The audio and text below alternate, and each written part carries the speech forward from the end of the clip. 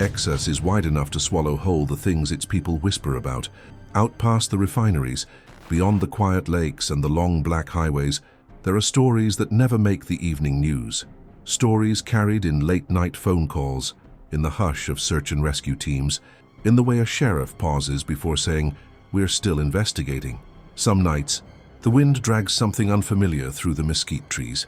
Some mornings the water gives back what it kept, but not the reasons why. And in the cities, under the bridges and behind the concrete, shadows move in patterns no one can explain. These aren't legends. They're events people witnessed, documented, and tried their best to forget. But Texas remembers, and tonight it finally speaks. Lock your doors, put on your headphones, because after this video, you'll never see Texas the same way again. The Houston Bayou Bodies Pattern. The story begins in the kind of heat that makes the city shimmer. Houston in the summer feels heavy, like the air is thick enough to hold secrets, and in the bayous it has been doing exactly that. Bayous are quiet by nature, slow brown water winding through neighborhoods, carrying fragments of storm drains, memory, and time. But in early 2025, they began carrying something else. One body was disturbing, two was tragic, but by the time the 16th body surfaced, residents were no longer whispering. They were asking why, and why now. The official statements came quick. No connection between the cases. The police were confident. The medical examiner repeated the same line. But people who lived near Brays Bayou and Buffalo Bayou didn't believe that. Not when the pattern looked so deliberate. The bodies weren't from the same area. They weren't the same age. They didn't share backgrounds. Yet they kept appearing within weeks of each other, in waters that dozens of people walk past every single day. Some were found snagged on branches after a storm. Others drifted silently into view, discovered by joggers who had passed the same spot the morning before. None of them were carrying identification. Not a single wallet, not a phone, not a name. As if something had stripped all traces of who they were before releasing them back to the surface. A local kayaker described one detail that the news downplayed. They looked placed, he said. Not washed in, not carried by currents, placed.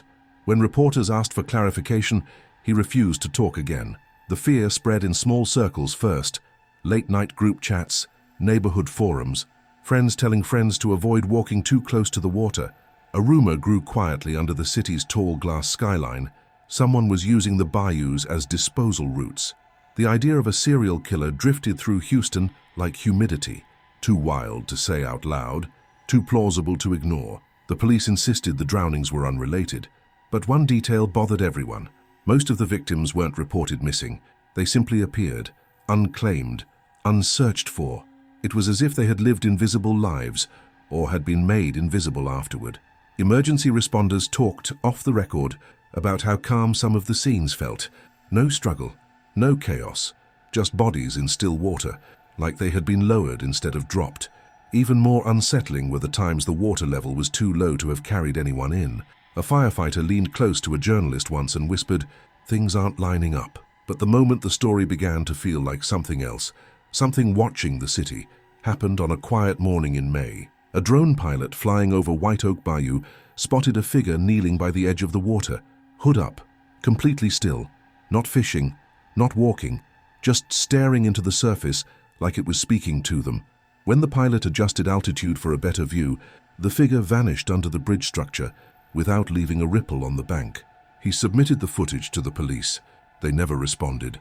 Neighbors living near the waterways swear the city is hiding something bigger, something that doesn't fit neatly into the word crime. They talk about the way animals go silent at night, the strange chemical smell that sometimes rises from the water before dawn, and the idea that whatever is happening in Houston's bayous isn't finished, because the count hasn't stopped, and the pattern, whatever it is, feels like it's only beginning to surface. But that wasn't the last thing the water returned. The Ladybird Lake Deaths Austin. Ladybird Lake looks calm from the shoreline, a wide sheet of dark water resting between bridges and city lights. By day it's crowded with kayaks, paddleboards, joggers, and families walking the trail. But at night the lake feels different. The breeze sinks low, the surface turns black, and the silence becomes heavy enough to press against your chest. Since 2022, That silence has been broken again and again. More than 30 bodies have been pulled from Ladybird Lake, each found under circumstances that feel too similar to ignore. Most were young men. Most disappeared after leaving bars along Rainy Street. Most were discovered at dawn, floating near the same stretches of water, as if the lake were returning whatever had stepped too close to its edge. Police insist the cases aren't connected. They call them accidental drownings. People who walked too far, too tired, too intoxicated. But residents along the shoreline don't buy it. Not when the pattern repeats with eerie precision. Not when families describe sons and brothers who were experienced swimmers, careful drinkers, or who vanished just minutes after calling for a ride home. One woman, walking her dog near the trail at 6 in the morning, described seeing something that still haunts her. The water wasn't moving, she said. Not a ripple, but he was just there, like he'd been placed gently, not pulled in. When she called it in, the dispatcher asked her to repeat it twice, as though the phrasing made everyone uncomfortable. A kayaker who discovered another body told reporters he noticed the same thing. No drag marks, no debris, no sign the victim had struggled against the water, just stillness, as if the lake had been holding its breath. The rumors spread faster than the official explanations. Some people blamed a serial killer. Others blamed the city for not lighting the trails better. Some pointed to the steep, uneven drop-offs along the waterline, arguing that one wrong step could be fatal. Those theories felt logical, comforting even. At least they had names, shapes, reasons. But then came the stories that didn't fit. Several festival-goers reported hearing screams near the shore during South by Southwest, only to find empty water. A pair of joggers claimed they saw a man standing waist-deep in the lake at 3 in the morning, staring straight up at the sky, perfectly still, and when they blinked, he was gone. Security guards from apartment towers overlooking the water mentioned shadows moving along the lake surface, without corresponding figures on the trail. And every spring, just as temperatures rise, the pattern begins again, like a cycle the city refuses to acknowledge. One detail in the reports stands out more than the rest: timing. Many victims vanished shortly after last call, within the same narrow window of the night. Several phones showed inexplicable battery drops, moments before disconnection. One phone recorded a final snippet of audio, a faint splash, then what sounded like a single exhale too close to the microphone to be natural. No one has been able to explain that. Investigators quietly admit that the lake's currents don't behave the way people think. Despite the still surface, the water beneath moves with unpredictable pockets, eddies, reversals, sudden pulls. Some divers say the lake feels heavy, like it doesn't want to release what falls into it. One search and rescue diver described brushing against something smooth and round in the dark water, bigger than a log, drifting just below visibility. When he reached for it with his light, it slipped deeper and vanished. Tourists never hear that part of the story. Austin has grown so fast that its shadows have grown with it. Music, tech, festivals, they shine brightly enough to hide the darker edges.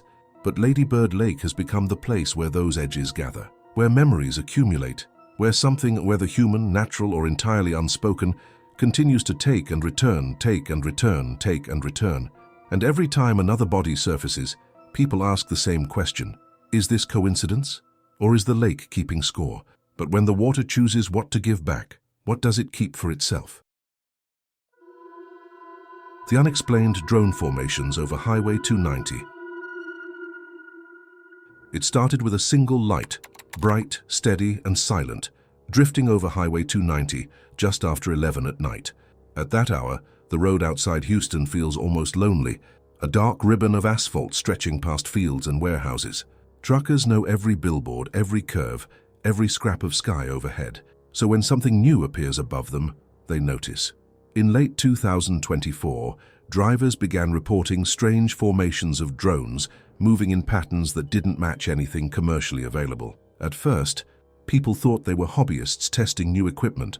Then the reports multiplied: 3 lights moving in perfect triangles, 5 lights tracing geometric shapes, one formation consisting of nearly a dozen glowing spheres, drifting silently above the highway as if surveying the traffic below. What bothered witnesses wasn't the lights themselves, it was the quiet.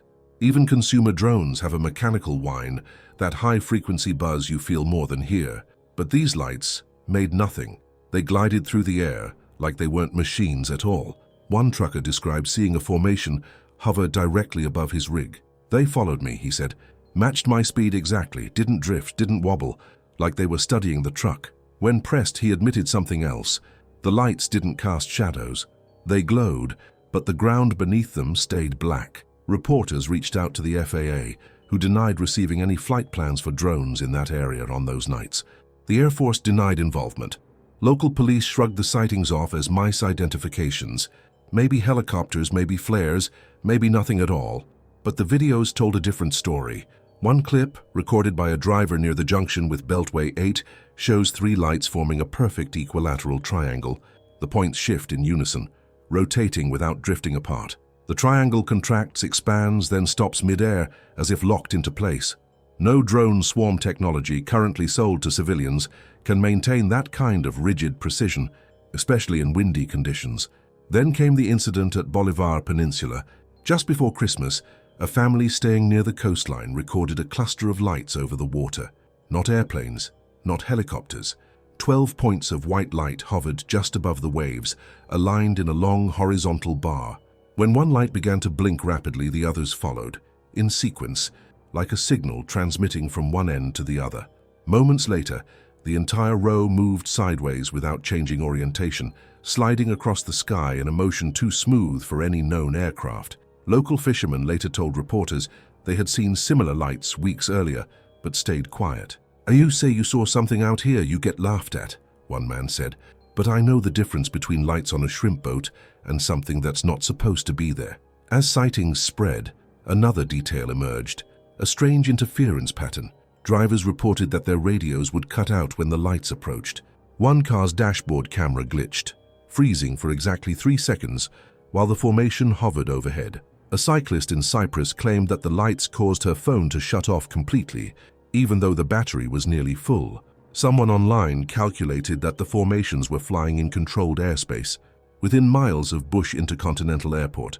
If true, the absence of FAA logs wasn't just strange, it was impossible. But the most unsettling account came from a man who worked nights loading trailers behind a distribution center off Highway 290. He stepped outside during a break and saw a single light hovering above the warehouse. It descended slowly, too slowly to be falling, too steadily to be drifting. As it approached the roofline, he saw that it wasn't a drone at all. The light had no frame, no housing, no mechanical parts. It was a perfect sphere of white, floating with the calmness of something that wasn't obeying gravity. He ran inside. When he returned with a co-worker, the light was gone. Today, the official explanation remains unchanged. No drones, no aircraft, no records. But residents along 290 and Bolivar Peninsula still look up at night, scanning the sky for silent shapes, moving in ways machines shouldn't move. The sightings haven't stopped. They've simply become quieter, slipping between weather reports and traffic updates, waiting for someone else to admit they saw the same impossible patterns. And if the sky can move with intention, what else is learning to watch us from above? The Atascocita boom, Atascocita and Kingwood, Texas. On a quiet night in the northeastern suburbs of Houston, the kind of night where the streets feel hollow and still, thousands of people heard something that did not belong there. It arrived just after 9 in the evening. No storm, no fireworks, no warning. 1 second, Atascocita and Kingwood were wrapped in their usual suburban calm, ceiling fans humming, dogs shifting in their sleep, televisions murmuring in living rooms. The next second, the sky ripped open. The sound was described 100 different ways, like a bomb, like a semi-truck crashing into the house, like thunder, but too close, too sharp. Windows rattled, walls shook. Some people felt it in their chest first, a deep pressure that rose into the ears and teeth. Others heard it as a clean, violent crack that seemed to come from everywhere at once, above, below, inside. Then it was gone. No echo, no rolling thunder. Just an abrupt silence that felt louder than the noise. Social media lit up in seconds. People from Atascocita, Kingwood, Huffman, even parts of Porter and Humble all reported the same thing. A single massive boom that had no visible source. Some thought a transformer had exploded. Others thought a pipeline had ruptured. A few sprinted outside expecting to see smoke on the horizon. There was none. Residents called law enforcement and local dispatchers, asking the same question in a dozen different ways. What just blew up? But no one had an answer. The fire department hadn't received any major incident reports. No industrial facilities nearby reported accidents. The National Weather Service logged no lightning strikes in the area. One man checked every room in his house, then the attic, convinced something inside had collapsed. Another walked his property line with a flashlight, expecting to find a crater. A woman in Kingwood said every picture frame on one wall shifted at the same angle, as if the shockwave had come from a precise direction, but she could not say which. Within hours, the story hardened into two realities. In the official version, authorities suggested the cause might have been something like a possible sonic boom. Maybe a military aircraft, maybe a meteor, maybe something from far above that had already passed before anyone could see it. No immediate danger, no ongoing threat, nothing to worry about. In the other version, the one traded in neighborhood chats and late-night conversations, the boom felt like a warning or a test. People kept returning to the same details. Pets reacted before the noise hit, dogs pacing, whining, staring at the sky. A few seconds later, the blast struck. One teenage boy described watching the water in his glass tremble on his desk moments before the sound, as if the house itself had flinched in anticipation. A security camera from a nearby home caught something stranger, a faint, low-frequency rumble building in the microphone before the main boom, followed by a brief distortion in the video feed. The image wobbled, pixels smearing for a single frame, like reality had slipped sideways and corrected itself. There was no visible flash, no shockwave rolling through the trees, just a sudden aggressive sound slamming through the speakers. Some residents claimed the boom felt directional, stronger on one side of the house than the other. Others said it felt like it came from underneath, as if something had struck the ground deep below their foundations. A man working a late shift on the Sam Houston tollway described seeing a strange, thin cloud line overhead just before the noise, like a scratch across the sky. No plane, no trail, just a mark. No official agency connected that line to the event. Days passed. Experts weighed in with theories. A distant industrial explosion that no one could locate. An aircraft breaking the sound barrier at high altitude. A small meteor fragment. Subsurface activity. Each explanation sounded possible. None of them fit cleanly. If it were a plane, why no prior notice? No clear radar track released to calm the public? If it were a meteor, why no bright streak? No recorded impact? No follow-up from space agencies? If it were construction or demolition, why could it be heard and felt across such a wide area at the same intensity? The more people tried to rationalize it, the stranger it felt. As weeks turned into months, the event was quietly folded into local folklore, the Atascocita boom. A one-night shock that left no crater, no debris, no broken glass, only the shared memory of a sound that did not match anything they had experienced before. Kids growing up in the area heard their parents talk about it, the way older generations talked about blackouts or storms. You should have heard it. You would have thought the world was ending. But beneath the jokes and exaggerations, a quieter question lingered. What kind of force reaches into a neighborhood, shakes every wall, presses against every chest, and leaves behind absolutely nothing?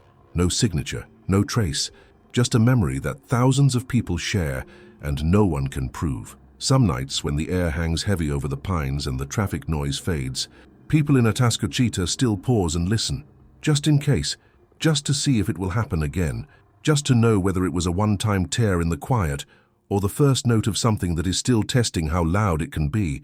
Because if sound can arrive without a source, what happens when it finally decides to bring one with it? The Ghost in the Ship Channel Tunnel, Houston Ship Channel. The old traffic tunnel beneath the Houston Ship Channel was never meant to be seen again. For decades, it sat sealed beneath concrete and water, a forgotten part of the city's infrastructure. People spoke about it in passing, a strange footnote from another era, but only locals who worked near the port knew the other version of the story. They said the tunnel felt wrong.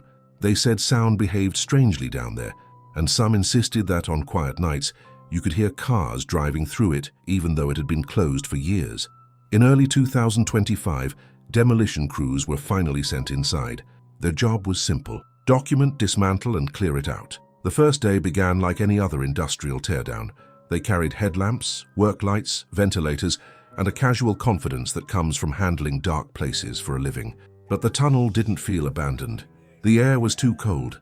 Their voices echoed in uneven patterns, as if the space were shifting around them, And before they had finished setting up their lighting, one worker pointed to a bright white glow deeper inside the tunnel, a sharp, circular light that looked exactly like a car's headlamp. The foreman radioed the crew stationed at the opposite entrance. They hadn't entered yet. No one else was inside. When the team moved forward, the glow remained the same distance away, as if it was sliding back with every step they took. Then, without dimming, it simply vanished. Their report listed it as an optical anomaly. Privately, none of them could explain why the air temperature dropped 10 degrees at the same moment. The second incident happened during a structural survey. One worker wore a body camera to document the interior. The moment they reached the midpoint of the tunnel, the camera timestamp glitched, jumping backward and forward several seconds. Their radios crackled with static. And then came the sound, the sharp echo of high heels walking across concrete. Heel, heel, heel! The team spun their lights toward the noise. Nothing moved, no figure, no shadow, but the sound walked right past them, fading into the darkness ahead. On the body cam footage, the sound is clear, precise, rhythmic, completely impossible. When they submitted the audio, the contractors dismissed it as interference. But none of the crew believed that. Sound in a tunnel is predictable. This wasn't. It behaved like something intelligent, choosing a path, choosing a pace. The final incident is the one that spread across the ship channel faster than any official report. A security guard monitoring the exterior cameras late one night saw light bloom inside the tunnel entrance. At first he thought it was a crew returning after hours. Then the lights intensified. Two bright beams side by side, rising as though a car were approaching from deep inside. The guard leaned closer. No vehicle existed, only the headlights, moving slowly toward the mouth of the tunnel. When they reached the entrance, the beams flickered and dissolved into nothing. No engine noise, no tires, no heat signature, just the faint smell of exhaust drifting across the camera housing, though the footage showed an empty road. When he tried to export the clip, the file corrupted instantly. Local workers began whispering that the tunnel was replaying its old traffic, echoes of cars that had once passed through, moments stamped into concrete and forced back to the surface as demolition neared. Others believed something older was trapped inside, something that didn't want the tunnel destroyed. During the final weeks of teardown, crews stopped volunteering to go inside. The interior lighting began to fail randomly, flickering in steady, unnatural intervals like signals. More than one worker reported seeing the shape of a car at the far end, not modern but low and angular, like something from the 1970s, drifting silently in the dark before dissolving into the concrete haze. By the time the structure was finally sealed and dismantled, no one argued when the foreman ordered crews not to enter alone, not out of superstition, but because everyone sensed the same thing. Whatever had been inside that tunnel wasn't gone. It had simply lost its home. Today, the site is just another part of Houston's industrial skeleton. Ships pass overhead. Trucks rumble across the bridges.